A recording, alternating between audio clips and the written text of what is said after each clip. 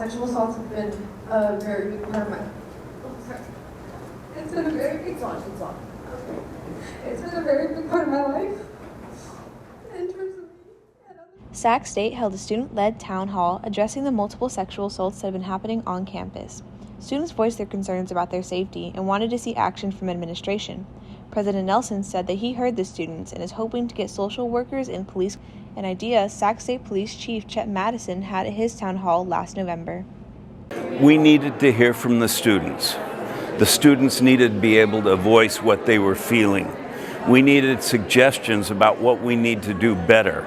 We needed avenues so that we can continue the conversations and everything. What has been happening on campus is difficult. People need to be able to voice it, and they need to know that we care, but we also need to hear what they said about we need to be proactive. So what do you think the next step campus is going to take? Well, one of the most important things is hiring the new weave person so that we have two advocates at that point, accompanying people, especially at night, so that there is more of a presence there. We're going to hire someone in the police department who's a social worker so that you don't have to always go to the police to be able to talk. You've got somebody else to be able to talk in the police department. What we heard today was, let's not send everything on Sac Sends. Let's use social media. Let's make sure that we're talking in different avenues and that. So Student Affairs is doing a series of videos. They're going to do a lot of posts.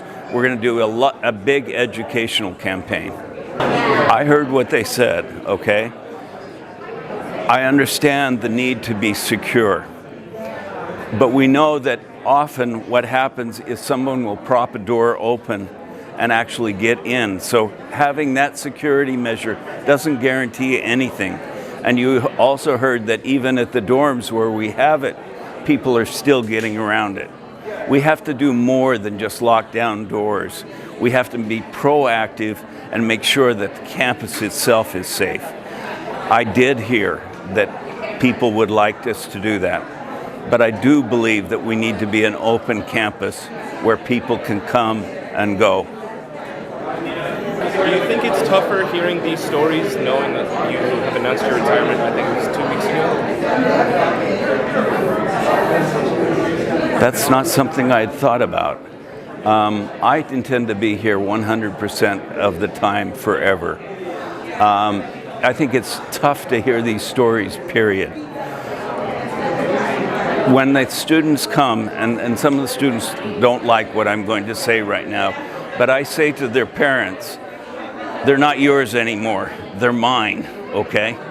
And so when I hear one of these stories, it affects me personally because I do consider these students to be part of the Hornet family. I think it's really important for students to feel heard, and I think this is the first step in the right direction. I mean, I'm a part of a lot of conversations that don't get publicized, that students don't know about, and I've been advocating for these things, and an event like this just further proves exactly what I've been saying in these meetings. And I really, really appreciate the administration that was here to hear it, because now it's not just from me, now it's from our student body. So now they know that it's not just Selma making these comments, oh, blah, blah, blah. No, I'm saying these comments because our students are feeling this. I wanted to make sure that I could see every single person who was in this room, so our next meeting will be the accountability.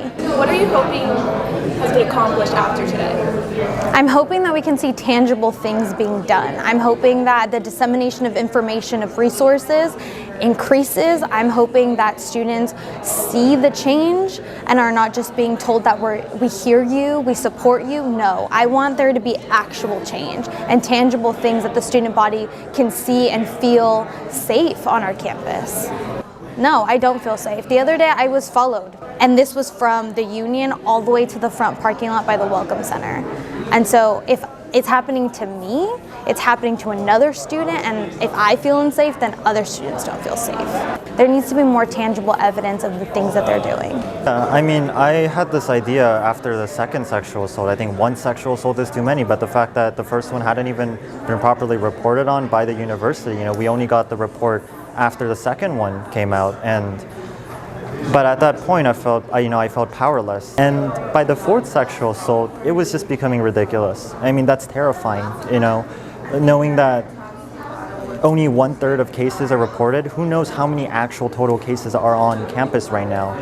I'm going to be honest, this event wasn't meant to come up with, the perfect solution to such a complex issue. I wasn't expecting that at all. And I don't think that a solution can be come up with by one person, can even come up by 10 people. I think it, again, has to be a community effort, an ongoing discussion. Even in my role on the Title IX Sexual Violence Awareness team, I'm the sole student representative on it's all faculty on that committee. And for myself to represent every single student on campus on such a sensitive issue is not right. Let me just list it up. We've had 4 sexual assaults, we've had a recording in the bathroom, we've had a stabbing of a student, we've had a misfire in the dorms. I hope that the administrators listened to what the students had to share. I hope that they take the ideas that we provided and implement them, have conversations amongst themselves, and do something actually to help these students. If there were to do something, what is something? The biggest thing that I think would be the easiest and quickest step would be to improve lighting on campus at night. I honestly thought it was a little ridiculous that the response was we're doing a survey or study, some sort of study to figure out where we could best put the lights.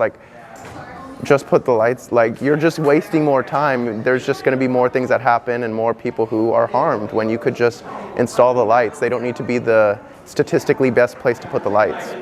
And do you personally feel safe on campus? I'm usually with people on campus, and that makes me feel safe. That's kind of what our campus has had to resort to, is each other as students as support because of the slow response from administration. Oftentimes, these people are alone in a dark corner or in a hallway or something. That's when things can get scary and dangerous. That your gender plays a role in how safe you feel on this campus? In some ways, yeah. I definitely I'm gender nonconforming, so but being a male-bodied person, I think definitely affords me some privilege in the dark of night, definitely. But there are instances where, because I am gender nonconforming, that does make me feel unsafe. And then how do you feel about President Nelsen just completely saying that he won't consider making it harder to get on campus because it is a public space? That was the one pushback from administration that I think I was sympathetic to. I think that there's a lot of value in this campus being a public campus. We have many of the cultural communities in Sacramento as such a culturally diverse place that have events here in the Union, in this specific room, in the ballroom down the hall. The housing structures need to be fixed, or the desk attendant system needs to be fixed somehow. That should definitely be one of the largest focus is the housing issue, because there's hundreds of students there in the middle of the night, I talked to the housing professional here, and he didn't seem to be too engaged. I hope he listened, which was a little disappointing. He did nod and say, okay, yes, blah, blah, blah, blah. And it's this very kind of tedious process to register someone to get into a building. First, you have to log into your Hornet housing, which you never log into otherwise, and then you have to do Duo, and then you have to get the person's first and last name, which you probably already know, but then you have to get their birthday and their student ID, and it's like a whole 10-minute process just to register someone to get in the building. The desk attendants don't really care as much about the process, and so I don't know what changed, but I haven't done that process when I'm a guest this semester. I live off campus now, and I haven't had to do that process. I've just walked in with my friends, and then even the conversation around most sexual assaults are someone that if it's someone from another hall that's swiped in, they're in that building. If someone complains about that person, you could be like, oh yeah, you were in this building. This is something we need to actually address with this person. The conversation aimed at solving this campus danger has begun. Sacramento State students hope next for action and a larger venue for more students to seize the opportunity to speak.